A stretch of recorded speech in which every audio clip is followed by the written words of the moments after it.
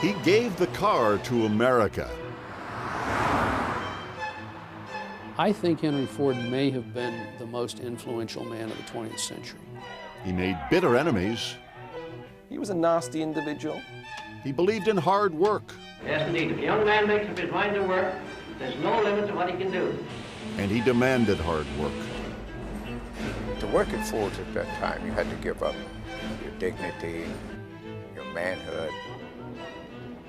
He was praised by everyone from President Herbert Hoover to public enemy number one, John Dillinger. And he's a man who changed the way we all live. He was an American legend who gave us mass production, the Model T, the V8, and the traffic jam.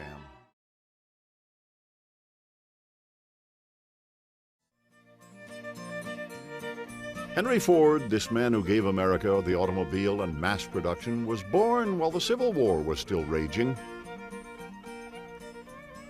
July 30th, 1863, William and Mary Ford, owner of one of the more substantial homesteads in Dearborn, Michigan, had their first surviving child, a son, Henry. Henry Ford didn't like the hard life of farming that he'd been born into, but at least the local one-room schoolhouse offered some escape from the long hours and endless chores. And he was naturally curious. Henry Ford was a natural-born mechanic. He had innate ability. One of the first places that he was able to begin to hone that ability was when he received a watch for his 13th birthday. Like a lot of little boys who wanted to know about machines, he took that watch apart. Unlike most little boys, he was able to put the watch back together again.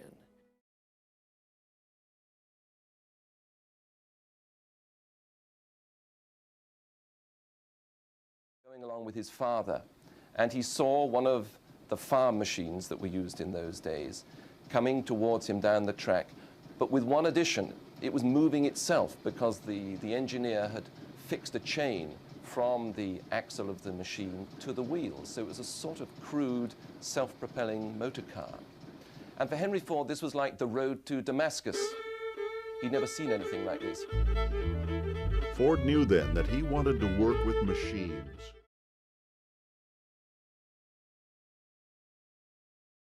Breakdown, the trip was a success. Henry Ford had made his first car. It was only 3 years later that Ford took a local backer for a ride around Detroit. By the time that ride was over, they were in business. The Detroit Automobile Company opened with Ford as the mechanical superintendent. But the venture only lasted a year. Ford could make a car run, but he wasn't capable yet of manufacturing enough of those cars to make a company run. Ford wasn't discouraged, though. He hatched a new plan: to build a racer. Ford saw racing as a way to spread the word about his cars and spread the name of his cars.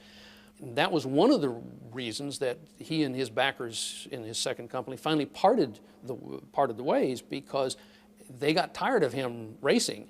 They wanted him to devote his energies to the production car. But Ford continued racing, and with the notoriety, got the backers he needed to form the Ford Motor Company. He designed his company's first car and set out to conquer production problems that had plagued him in the past.